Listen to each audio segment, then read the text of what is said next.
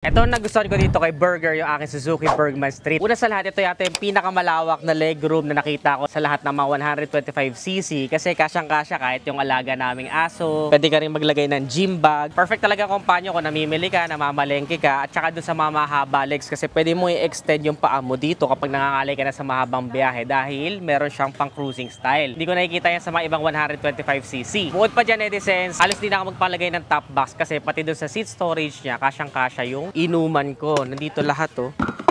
1, 2, 3, 4. Apat na inuman, Edisens, kasyang-kasya dito. Well, actually, hindi recommended, pero iba, nakikita ko pa nga, kasya din yung mga anak nila dito kapag kayo nahatid sa school. Hindi nga lang ganun ka-safe, pero useful. Somehow, napaka-head turner din itong kulay na candy summer red, Edisens. Nag-i-stand out talaga siya sa kalsada. Tsaka mukha nga siyang maxi scooter kahit na 125cc lang siya. May windshield, LED na ilaw, kakaibang style, premium looking, at the same time, alam mo pwedeng ipang araw-araw. Nang may test drive ko naman siya, Edisens, napansin ko na front heavy siya, kaya perfect na perfect sa mga mabibigat na rider dyan. Mafe-feel ninyo yung balance, especially kapag nag-angkas kayo, kasi nandito yung bigat sa may gitna at sa likod, tapos medyo may kabigatan din yung unahan. So magiging balance at ma-maximize yung pang touring na pakiramdam, kaya pwede kahit mag-Philippine loop ka pa. Para sa presyo niyang, palagay nyo, sulit ba tong si Burger, yung Suzuki Bergman Street EX natin? Para sa akin, okay na okay pang everyday.